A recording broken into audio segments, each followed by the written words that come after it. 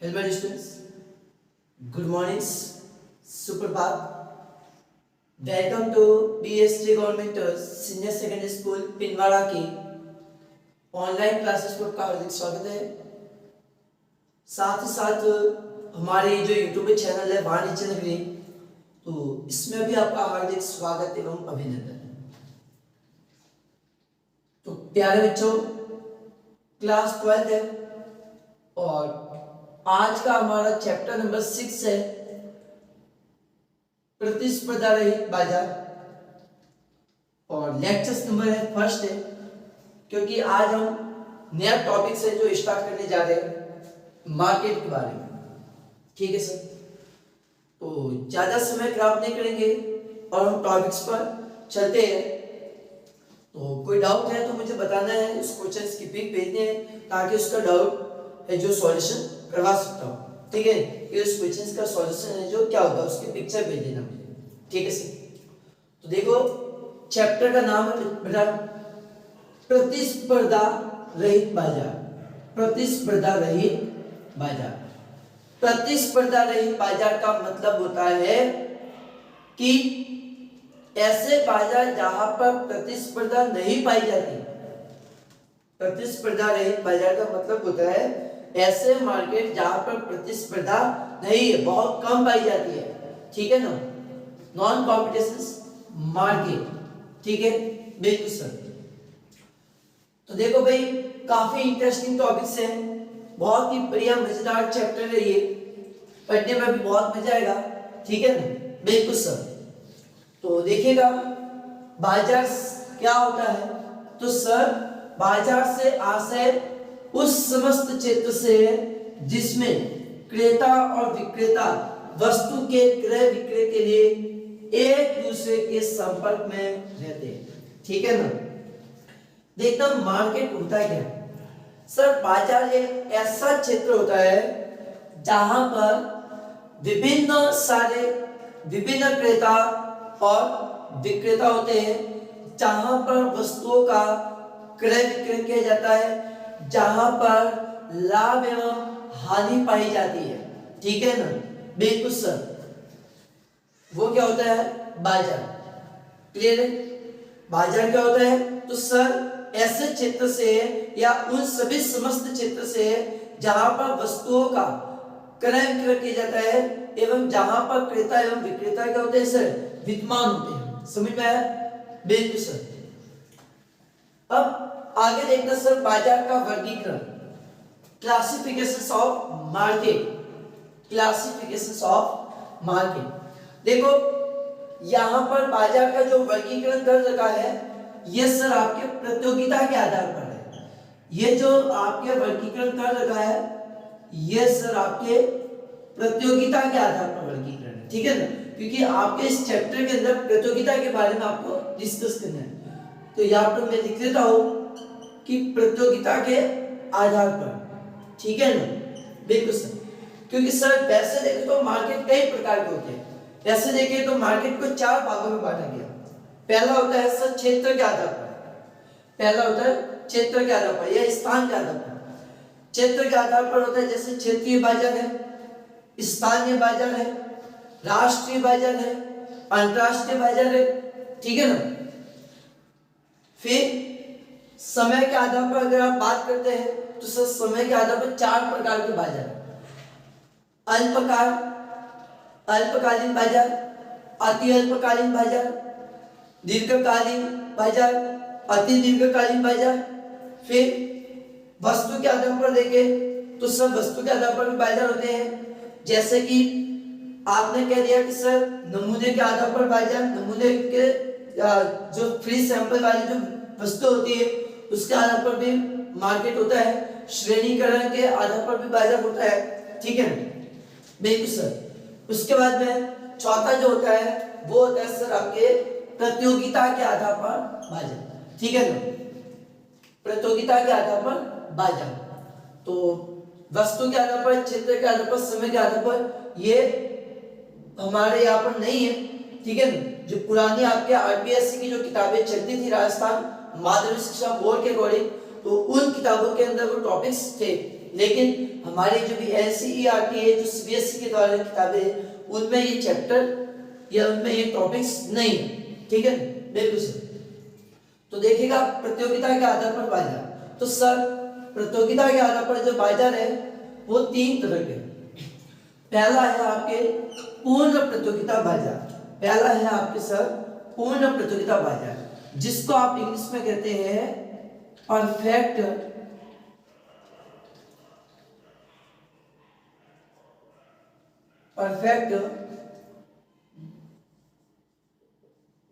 Competition market, ठीक है ना, परफेक्ट कंपटीशन, ठीक है। पूर्ण प्रतियोगिता बाजार, पूर्ण प्रतियोगिता का मतलब होता है जहां पर ऐसे बाजार जहां पर पूरी प्रतियोगिता होगी, ठीक है। मैं भी आपको बताता हूँ कि सर पूर्ण प्रतियोगिता क्या होगी। तो पहला मार्केट आपके क्या है सर, परफेक्ट कंपटीशन। सेकंड है आपके एकाधिकार मोनोपोली, इंग्लिश में क्या कहते हैं मोनोपोली, मतलब जहां पर एक ही विक्रेता होता है, जहां पर एक ही विक्रेता होता है, जहां पर एक ही उत्पादक होता है, एक ही उत्पादक होता है, समझ में। जहां पर फर्म क्या होती है, उद्योग होती है, एकाधिकार कहते हैं, ध्यान रखना। मोनोपोली जिसको इंग्लिश में क्या कहते हैं मोनोपोली। और थर्ड है आपके अपूर्ण प्रतियोगिता, थर्ड क्या है आपके अपूर्ण प्रतियोगिता। अपूर्ण के अंदर 3 प्रकार के हैं, एक तो है आपके एकाधिकारात्मक, एक तो है आपके एकाधिकारात्मक प्रतियोगिता, ठीक है। ध्यान रखना यहाँ पर है एकाधिकार, यहाँ पर बात हो रही है मोनोपोली की, ठीक है, यहाँ पर किसकी बात हो रही है मोनोपोली की, और यहाँ पर है एकाधिकारात्मक मतलब मोनोपोलिस्टिक, मोनोपोलिस्टिक। सेकंड है आपके अल्पाधिकार, सेकंड कौन सा है अल्पाधिकार, ओलिगोपोली, ओलिगोपोली। और थर्ड है आपके द्वैधिकार, ड्यूओपोली, थर्ड कौन सा आपके द्वैधिकार, ड्यूओपोली। तो ध्यान रखना यहाँ पर आप लोग कंफ्यूज मत होना, क्या कह रहा हूं, यहाँ पर कंफ्यूज मत होना, ये एकाधिकारात्मक है, ये आपके एकाधिकार बाजार है, इसको इंग्लिश में कहते हैं मोनोपोली, इसको कहते हैं मोनोपोलिस्टिक, ठीक है। यहाँ पर आपके प्रतियोगिता नहीं होगी, यहाँ पर प्रतियोगिता होगी। मोनो, ध्यान रखना इसको आप अलग अलग कर दो, एकाधिकार को एक तो कह दो मोनो और एक होता है पॉली, ठीक है, एक होता है मोनो एक होता है पॉली। यहां पर पॉली का मतलब पॉली का मतलब यहां पर होता है आपके एक से, ठीक है, और मोनो का मतलब एक विक्रेता से होता है, ठीक है, बिल्कुल सर। तो अब आपको इस वीडियो के अंदर आपको एक तो देखना है पूर्ण प्रतियोगिता बाजार और एक देखना है आपको एकाधिकार बाजार। ध्यान रखना बेटा, पूर्ण प्रतियोगिता बाजार भी बहुत इजी है, एकाधिकार बाजार भी बहुत इजी है, ठीक है। अगर आपको ये अच्छे से समझ में आएगा तो ये वाला भी आपको समझ में आ जाएगा, ठीक है, क्योंकि कंफ्यूजिंग आपके नॉर्मल यहाँ पर रहता है, तो हम लोग कंफ्यूज नहीं होंगे, बहुत अच्छे से ध्यान से समझेंगे। तो देखो पहला आपके बाजार पूर्ण प्रतियोगिता बाजार, पहला कौन सा है सर, पूर्ण प्रतियोगिता बाजार, परफेक्ट कंपटीशन मार्केट। तो देखो यहाँ पर कह रहा हूं कि पूर्ण प्रतियोगिता बाजार, ठीक है, पूर्ण प्रतियोगिता बाजार की वह स्थिति है जिसमें क्रेता और विक्रेताओं की संख्या क्या होती है सर, अधिक होती है, और कोई भी क्रेता या विक्रेता वस्तु की कीमत को प्रभावित नहीं कर सकता। समझ में आया क्या कह रहा हूं, समझना बहुत अच्छे से। पूर्ण प्रतियोगिता बाजार का मतलब होता है ऐसे बाजार जहां पर क्रेता और विक्रेता, बायर और सेलर की संख्या क्या होती है, बहुत अधिक होती है, ज्यादा होती है, अधिक होती है, ठीक है। दूसरी चीज कि पूर्ण प्रतियोगिता बाजार के अंदर न तो कोई क्रेता या न तो कोई विक्रेता कीमत को प्रभावित नहीं कर सकता, ठीक है, कोई भी क्रेता या विक्रेता इस बाजार के अंदर कीमत को प्रभावित नहीं कर सकता। समझ में आया?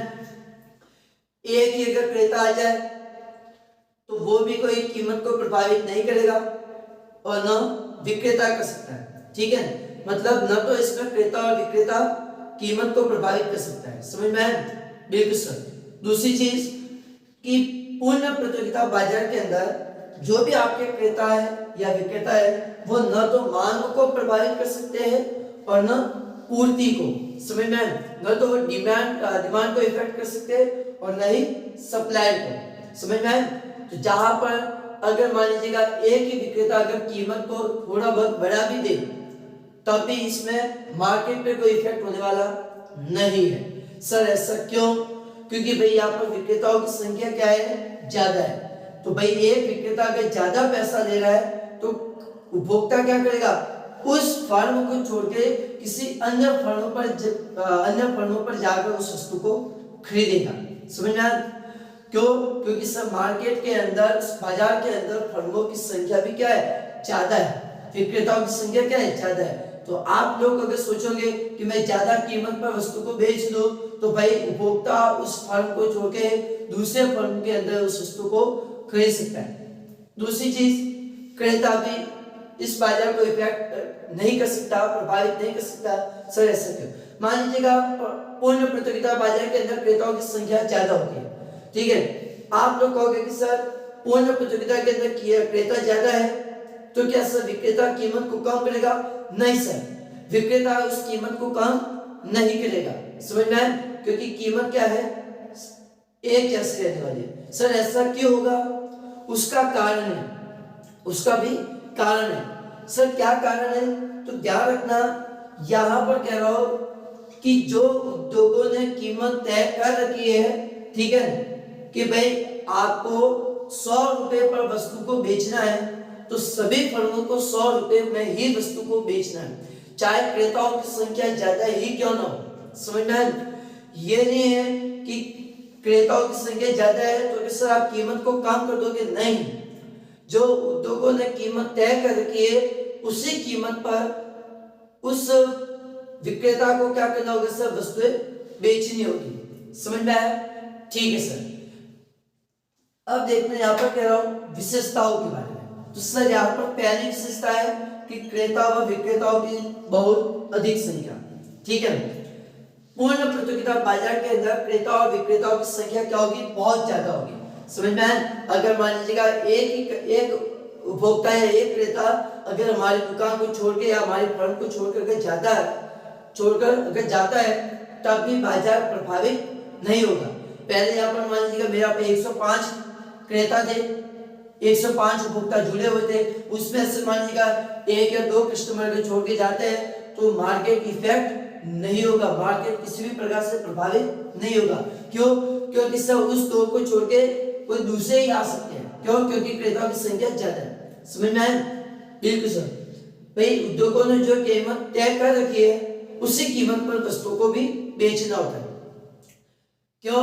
क्योंकि सर यहाँ पर क्या कस्टमर ज्यादा है, ठीक है, एक छोड़ के जाएगा तो कोई बाजार प्रभावित होने वाला नहीं है, समझ में आया? आप कहोगे सर मैं तो आपकी फर्म को छोड़ के जा रहा हूँ, छोड़ के जा भाई, एक जाएगा 100 आएगी यहाँ पे, क्योंकि क्रेताओं की संख्या ज्यादा है। उसी प्रकार विक्रेताओं के अंदर क्या कि विक्रेता अगर कीमत को बढ़ा दे तो उपभोक्ता क्या करेगा, उस फर्म को छोड़ के किसी अन्य फर्म से उस वस्तु को खरीदेगा। तो विक्रेता नहीं चाहेगा कि भाई कस्टमर यहाँ से इस फर्म को छोड़ के दूसरी फर्म से वस्तु को खरीदे, तो वो क्या करेगा, मार्केट के अंदर जो कीमत चल रही है उसी कीमत पर वो क्या करेगा, वस्तु को बेचेगा, समझ में? तो यहाँ पर कोई भी क्रेता या विक्रेता कीमत को प्रभावित नहीं कर सकता, ठीक है? बिल्कुल सर।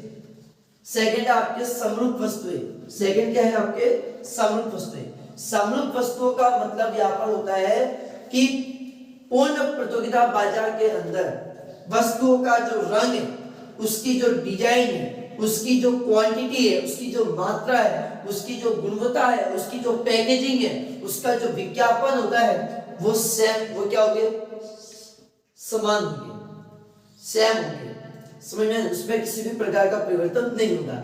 मान लीजिएगा ये जो मार्कर है, जस्ट सपोज आप अगर इस मार्कर को अगर महेश बुक डिपो से भी अगर आप खरीद के आते हैं, जस्ट सपोज इस मार्केट प्राइस कितनी है, 35 रुपए, ठीक है, उद्योगों ने तय कर रखा है कि भाई इस मार्कर को 35 रुपए में ही बेचना है, तो महेश बुक डिपो वाला भी इस मार्कर को 35 रुपए में ही बेचेगा। लक्की बुक डिपो में जाओगे तो वो भी इस मार्कर को 35 रुपए में ही बेचेगा। समझ में आया? इस मार्कर को 35 रुपए में ही बेचेगा। उद्योगों ने तय कर रखी है कि इस मार्कर को 35 रुपए में बेचना है।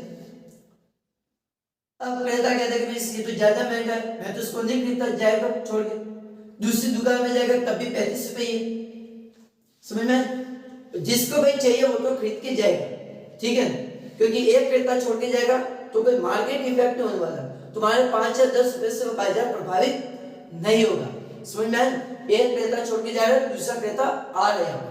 तो यहाँ पर मैं कह रहा हूँ कि जो वस्तुओं की जो डिजाइन है, ठीक है, ये जैसे मार्कर है, इस मार्कर की जो डिजाइन है, ठीक है, कि भाई यहाँ पे कैमलिंग का निशान कर रखा है, यहाँ पर रेड कलर की पट्टी है, ठीक है, ब्लैक कलर का ढक्कन है इसमें, ठीक है, इतनी क्वांटिटी है, इसकी एमआरपी है, इस प्रकार से पैकेजिंग होता है। तो ये क्या रहता है, सभी समान होते हैं, ठीक है। सभी फर्मों में आप जाओ, किसी भी फर्म में कैमलिंग कंपनी का जो मार्कर है ये क्या होगा, सेम होगा, ठीक है, बिल्कुल सर। कीमत भी क्या होगी, समान होगी। फिर कह रहा हूं तीसरा कि फर्म का निर्बाध प्रवेश एवं बहिर्गमन। तो ध्यान रखना, पूर्ण प्रतियोगिता बाजार के अंदर कह रहा हूं कि किसी भी समय में कोई भी फर्म या कोई भी उद्योग बाजार के अंदर प्रवेश कर सकती है और वो बिना किसी दबाव में आए भी उस बाजार को छोड़ के जा भी सकती है। समझ में? भाई आपको पता है कि भाई सामान्य लाभ की स्थिति में है तो ठीक है, क्योंकि पूर्ण प्रतियोगिता जो बाजार होता है वो सीधे सामान्य लाभ की स्थिति में होता है। अगर मान लीजिएगा कुछ फर्म आती है और कहती है कि भाई यहाँ पर मुझे ज्यादा लाभ हो रहा है, सामान्य लाभ से ज्यादा लाभ, अधिक लाभ हो रहा है, तो ऐसी स्थिति के अंदर क्या होगी, बाकी जो कंपनियां हैं वो भी उसको देखकर उस बाजार में क्या करेगी सर, प्रवेश करेगी। और जैसे ही प्रवेश करती है तो फिर क्या होगा, आपका लाभ वापस कम हो जाएगा। समझ में? और ऐसे करके आपकी पूर्ति क्या हो जाएगी, कम हो जाएगी और आप हानि की स्थिति में आ जाएंगे। तो हानि की स्थिति में जैसे आते हैं तो आप क्या करोगे, फर्म को छोड़ के जाओगे। तो यहाँ पर क्या होता है, सामान्य लाभ की स्थिति होती है, ठीक है। तो यहाँ पर फर्म या उद्योग बिना किसी अनुमति के प्रवेश भी कर सकते हैं और उसको छोड़ के बाहर भी जा सकते हैं, ठीक है। मतलब यहाँ पे पूर्ण स्वतंत्रता होती है प्रवेश की और बाहर निकलने की, ठीक है, बिल्कुल। फिर है बाजार का पूर्ण ज्ञान। पूर्ण प्रतियोगिता बाजार के अंदर क्रेता और विक्रेताओं की संख्या अधिक होती है, तो वहां पर बाजार का पूरा ज्ञान होता है, वस्तु का, कीमत का, मात्रा का, डिजाइन का, पैकिंग का, ठीक है, कई सारी आपको जानकारी होती है मार्केट के बारे में। फिर कह रहा हूं कीमत विभेद की पूर्ण अनुपस्थिति। कीमत विभेद की पूर्ण स्थिति का मतलब होता है कि सर पूर्ण प्रतियोगिता बाजार के अंदर कीमत के अंदर किसी भी प्रकार का कोई डिफरेंस नहीं पाया जाएगा, ठीक है, कीमत में किसी भी प्रकार का कोई अंतर नहीं मिलेगा। ए फर्म में जाओगे तब भी 35 रुपए में ही मार्कर मिलेगा, बी फर्म में जाओगे तब भी, और सी फर्म में जाओगे तब भी 35 रुपए में ही मार्कर मिलेगा। समझ में? तो यहाँ पर कीमत के अंदर किसी भी प्रकार का अंतर नहीं पाया जाता। समझ में आया? बिल्कुल सर, क्योंकि उद्योग पे देखती रहती है कि भाई किस फर्म की क्या कॉस्ट आ रही है, क्या प्राइस चल रही है, ठीक है, कोई प्राइस ज्यादा तो नहीं ले रही है। तो यहाँ पर इस प्रकार का कोई अंतर नहीं मिलता। तो कीमत में विभेद की पूर्ण अनुपस्थित होती है, ठीक है, मतलब कीमत में किसी भी प्रकार का भेद नहीं पाया जाता। कीमत क्या होती है, सेम होती है। समझ में? कीमत समान होती है। फिर छठा कह रहे हैं कि मांग वक्र AR तथा MR जो होता है वो X अक्ष के समानांतर होता है और मांग कैसे होती है, पूर्णतः लोचदार होती है। समझना इस पॉइंट को क्या कह रहा है। तो देखिए बेटा, इससे पहले मैंने आपको पढ़ाया था, ठीक है, चैप्टर नंबर 4 के अंदर भी पढ़ाया था आपको, ठीक है, बिल्कुल सर। ये आपका X अक्ष है, ये आपका O है, ठीक है, यहाँ पर आपकी मात्रा है, यहाँ पर आपकी कीमत। मांग कैसे होगी, पूर्णतः लोचदार, ठीक है, तो ये आपकी पूर्णतः लोचदार, ठीक है, X अक्ष के समानांतर होता है। और मैंने आपको बताया भी था कि जब मांग पूर्ण लोचदार होती है तो यहाँ पर ही पूर्ण प्रतिस्पर्धा के अंदर, पूर्ण प्रतियोगिता के अंदर यही आपका क्या होता है, AR होता है और ये आपके क्या होता है, MR। यही आपका क्या है, औसत आगम है, और यही आपकी सीमांत आगम भी होती है। औसत आय और सीमांत आय, और यहाँ पर ये क्या होती है, मात्रा होती है। कीमत ना तो बढ़ रही है ना घट रही है, तो कीमत क्या होगी, समान होगी। ठीक है, मात्रा बढ़ सकती है घट सकती है, लेकिन कीमत क्या होगी, सेम होगी। समझ में? न तो इसमें कीमत को बढ़ा सकता है और न घटा सकता है। एक विक्रेता अगर कीमत को बढ़ा दे तो उपभोक्ता उस फर्म को छोड़कर दूसरे फर्म से वो वस्तु को खरीदेगा। समझ में आया? ठीक है सर। क्योंकि ध्यान रखना, उद्योग के अंदर क्या होती है, फर्म होती है, न कि फर्म के अंदर उद्योग। उद्योगों के अंदर फर्म होती है। ठीक है सर। फिर है उत्पादन साधनों की गतिशीलता। उत्पादन साधनों की गतिशीलता, तो ध्यान रखना, अगर कोई उत्पादन के साधन है और वो अगर उत्पादक को छोड़कर किसी दूसरे उत्पादक के पास में जा रहा है तो वो इसमें हो सकता है। समझ में है? तो यहाँ पर साधनों की कैसे होगी, गतिशीलता होगी। एक उत्पादक को छोड़कर दूसरे उत्पादक के वहां जाकर अगर उत्पादन कर रहा है तो ये हो सकता है। ठीक है, तो ये था आपके पूर्ण प्रतियोगिता बाजार। अब देखना है आपको एकाधिकार बाजार, मोनोपोली मार्केट के बारे में। ठीक है, तो एक बार आप इसको याद नोट करो अच्छे से, चलिएगा। अब सेकंड आपके एकाधिकार बाजार, ठीक है, या एकाधिकार को, जिसको आप इंग्लिश में कहते हैं मोनोपोली। इंग्लिश में आप इसको क्या कहते हैं सर, मोनोपोली।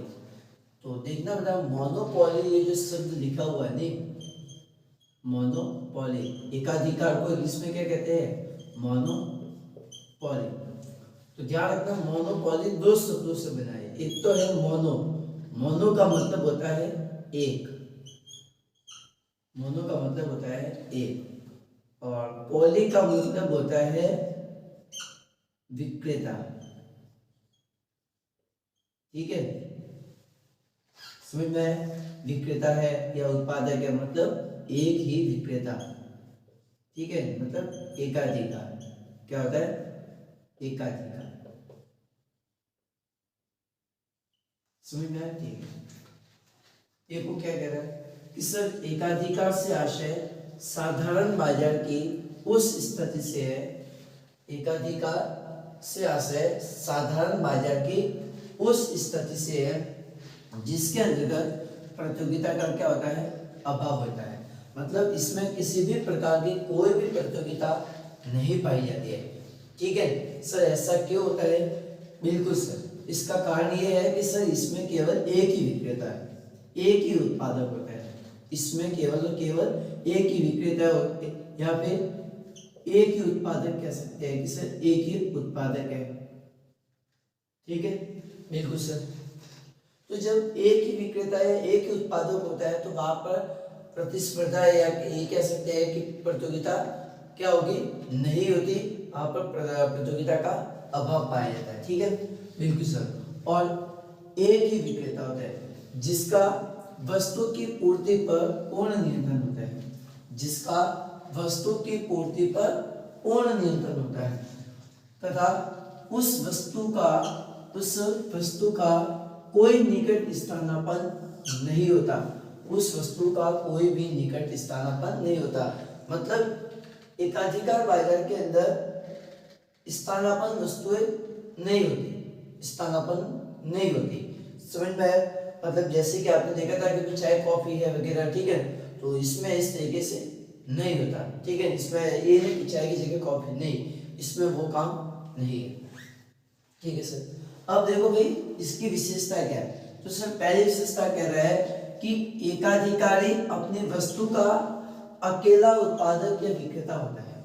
ठीक है, मतलब एकाधिकारी के अंदर या एकाधिकार के अंदर केवल और केवल एक ही व्यक्ति होता है। एकाधिकार बाजार के अंदर केवल और केवल एक ही व्यक्ति होता है, एक ही विक्रेता होता है, एक ही उत्पादक होता है। ठीक है, एक ही आदमी होता है या एक ही फर्म है या फिर व्यक्तियों का समूह। भाई 10 व्यक्ति है और 10 व्यक्तियों का समूह हो गया और वो मिलकर अगर किसी वस्तु का उत्पादन कर रहे हैं, ठीक है, और उस पर कोई राइट्स कोई अधिकार वगैरह को बना दिया, ठीक है, तो वो क्या हो गया, एकाधिकार हो गया। समझ में आया? यानी कि 10 व्यक्ति ने मिलकर एक समूह बना दिया और उन सबका एक ही मत है, एक ही विचार है, तो वो भी किस में जाता है, एकाधिकार के अंदर, ठीक है। या फिर फर्मों का समूह है जो एक हो चुकी है, कि भाई 4 फर्में थी, वो 4 फर्में मिलकर एक हो चुकी है, तो वो सारे के सारे किस में जाते हैं, एकाधिकार के अंदर। सेकंड कह रहा है कि एकाधिकारी वस्तु की कोई निकट स्थानापन्न वस्तु बाजार में नहीं होती, इसमें किसी भी प्रकार का कोई स्थानापन्न वस्तु बाजार में नहीं होती। तीसरा है कि नई फर्मों के प्रवेश पर प्रभावपूर्ण रोक होती है, ठीक है। एकाधिकार बाजार के अंदर कोई भी फर्म आसानी से प्रवेश नहीं कर सकती, ठीक है, उसमें भी क्या होती है, रोक होती है, समझ में, बिल्कुल सही। फिर है कि मांग वक्र कैसा होता है, ऋणात्मक ढाल होता है। मांग वक्र कैसा होता है, ऋणात्मक ढाल होगा, किसमें, एकाधिकार के अंदर, ठीक है। इसमें होता है पूर्ण लोचदार, लेकिन एक्चुअली ये क्या होगा, कम होता है, ठीक है, मतलब लोचदार कम होता है, कम लोचदार वाला। जबकि पूर्ण प्रतियोगिता के अंदर कैसा होता है, पूर्ण लोचदार, ठीक है, बिल्कुल सही। फिर क्या कह रहे हैं, 5वां पॉइंट, कि एकाधिकारी का अपनी वस्तु की पूर्ति पर क्या होता है, पूर्ण नियंत्रण होता है, क्योंकि विक्रेता एक होता है तो वही क्या करता है, सप्लाई पर भी कंट्रोलिंग करता है। फिर 6वां पॉइंट कह रहा है कि एकाधिकारी एक फर्म या फर्मों का समूह, ये सरकारी विभाग या स्वयं सरकार हो सकती है, ठीक है, बिल्कुल सही। अब देखो भाई, यहाँ पर अच्छे से समझना आपको, एक ही जो लिखा है कि मांग वक्र क्या होता है सर, ऋणात्मक ढाल वाला होता है। मांग वक्र से ऋणात्मक ढाल का मतलब ये कुछ इस तरीके से, ये एक्स अक्ष, ये मूल बिंदु, और ये भी आपके मांग वक्र, ये आपको पता ही है, ठीक है। ये आपके क्या था, डिमांड करो। डिमांड करो कैसा होता है, ऋणात्मक ढाल वाले होता है, और ऋणात्मक कब होता है, तो जब एकाधिकार क्या करता है, कीमत को कम करता है, तो क्या होती है, वस्तु की मात्रा बढ़ जाती है, ठीक है। तो कीमत कम करेगा तो उसकी मात्रा क्या होगी, अधिक बेची जाएगी, ठीक है। ज्यादा करके वस्तु की अधिक मात्रा नहीं बेच सकता। अगर वो कीमत ज्यादा करता है तो वस्तु की ज्यादा मात्रा नहीं बेची जाएगी, ठीक है। तो इसी वजह से क्या होता है, एकाधिकारी का मांग वक्र कैसा होता है, ऋणात्मक ढाल होता है। जैसे जैसे कीमत कम करेगा तो वैसे वैसे उस वस्तु की मात्रा है वो बढ़ती जाती है, ठीक है। तो उसी तरह पूर्ति क्या होती है, ठीक है, पूर्ति भी क्या हो जाती है, बढ़ने लगती, ठीक है। तो कीमत अगर घटाएगा तो मांग कैसे होगी, ऋणात्मक होती जाएगी, समय में मांग घटती जाएगी, बिल्कुल। फिर है एकाधिकारी का मुख्य उद्देश्य क्या है, तो सर फर्मों का मुख्य उद्देश्य है कि अपने लाभ को अधिकतम करना, और उसका यह भी प्रयास होता है कि वह सामान्य लाभ से अधिक लाभ प्राप्त करे, समझ में। और अल्पकाल में हो सकती है, उसको हानि भी हो सकती है, समझ में। कोशिश ये होती है कि वो सामान्य लाभ से ज्यादा लाभ, अधिक लाभ का हो जाता है, ठीक है सर। अब देखो, पूर्ण प्रतियोगिता व एकाधिकार के अंदर अंतर देखना, समझ में आया। एकाधिकारी का मुख्य उद्देश्य क्या होता है कि वो सामान्य लाभ से अधिक लाभ प्राप्त करने की कोशिश करता है, ठीक है, लेकिन हो सकता है अल्पकाल के अंदर उसको हानि भी हो सकती है, क्लियर, ठीक है सर। मतलब इसमें एक ही विक्रेता होता है और वही क्या करता है, पूर्ति पर भी नियंत्रण करता है, और वही क्या करता है, कीमत भी तय करते हैं, मन मर्जी से कीमत भी लगा सकता है, लेकिन कीमत कम करेगा तो मात्रा बढ़ेगी इसकी।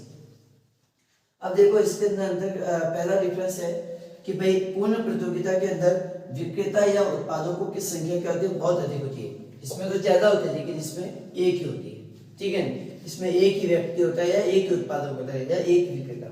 फिर सेकंड कह रहा है कि इसमें वस्तु कैसे होती है, समरूप होती है, समझ में, मतलब ब्रांड, डिजाइन, कलर, ये सब क्या होते हैं, समान होते हैं, समरूप होते हैं, किसी भी प्रकार का कोई परिवर्तन नहीं, जबकि इसमें निकट स्थानापन्न नहीं होता।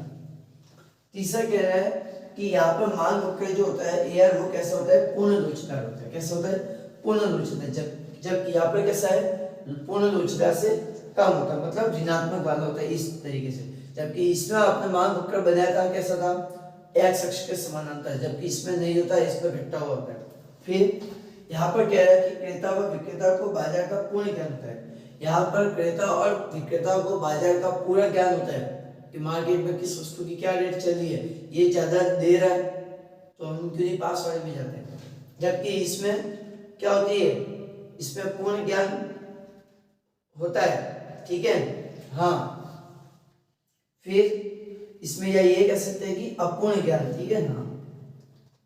अब देखो फिर इसमें कह रहा है कि फर्मों का प्रवेश व बहिर्गमन पूर्णतः क्या होता है, स्वतंत्र होता है। इसमें मन चाहे उसमें फर्म वो बाजार में प्रवेश कर सकती है और मन चाहे फर्म बाजार से बाहर निकल सकती है, जबकि इसमें पूर्ण रूप से क्या है, प्रतिबंध है। समझ में आया? इसमें पूर्ण रूप से प्रतिबंध है, मर्जी हो तो उसमें प्रवेश नहीं कर सकती है, मर्जी हो उसमें छोड़कर नहीं जा सकती, ठीक है, बिल्कुल सर। तो ये मैंने आपको बताया एकाधिकार या मोनोपोली मार्केट से। समझ में आया? मोनोपोली का मतलब होता है एक ही उत्पादक से या एक ही विक्रेता से। समझ में आया? जब एक ही व्यक्ति या एक ही विक्रेता या एक ही उत्पादक अगर वस्तु को बेचता है, ठीक है, तो वो आपके जाता है एकाधिकार बाजार देने, और इसमें किसी भी प्रकार का कोई भी स्थानापन्न नहीं होता। और दूसरी चीज, इसमें पूर्ण प्रतियोगिता का क्या होता है, अभाव होता है, या प्रतियोगिता का अभाव होता है। समझ में आया? ठीक है सर। तो इसको क्या करना है, नोट करना अच्छे से, कोई डाउट तो नहीं होना चाहिए, क्योंकि मैंने पहले विशेषता में आपको बता दी है, इसमें अकेला उत्पादक होता है या अकेला विक्रेता होता है, ठीक है। एक व्यक्ति, एक आदमी है, एक फर्म है या व्यक्तियों का समूह हो सकता है। दूसरे मैंने बता दिया कि इसमें किसी भी प्रकार का कोई स्थानापन्न वस्तु इसमें नहीं होती है, ठीक है। नई फर्मों के प्रवेश पर प्रभावपूर्ण रोक होती रहती है, ठीक है। मांग वक्र कैसे होता है, ऋणात्मक दाल वाला होता है, पूर्ण लोचदार से कम होता है, ठीक है। एकाधिकारी वो अपनी वस्तु की पूर्ति पर पूर्ण नियंत्रण होता है। फिर एकाधिकारी वो एक फर्म या फर्मों का समूह है, या सरकारी विभाग या सरकार हो सकती है, ठीक है, वो भी हो सकती है, क्योंकि सरकार भी इसमें एकाधिकार के अंदर तो है, ठीक है। एकाधिकार का मुख्य उद्देश्य क्या है, वो सामान्य लाभ से अधिक लाभ प्राप्त करने की कोशिश करता है, और अल्पकाल में हानि भी इसको होती है, ठीक है। ये कुछ अंतर थे, मैंने आपको बता दिए, हालांकि अंतर तो बहुत सारे हैं अभी भी, ठीक है। तो इसी के साथ में लेक्चर क्या होता है, कंप्लीट। यहाँ पे ये लिख सकते हैं कि अपूर्ण ज्ञान होता है, या ये लिख सकते हैं कि इसमें पूर्ण ज्ञान नहीं होता, ठीक है। ये भी कह सकते हैं कि इसमें पूर्ण ज्ञान नहीं होता, पूर्ण ज्ञान नहीं होता, ठीक है। इसमें पूर्ण ज्ञान होता है, जबकि इसमें पूर्ण ज्ञान नहीं होता, या अपूर्ण ज्ञान होता है, ये भी लिख सकते हैं, ठीक है। तो ये लेक्चर क्या होता है, कंप्लीट होता है। नेक्स्ट अगले लेक्चर के लिए मिलते हैं, ओके बाय।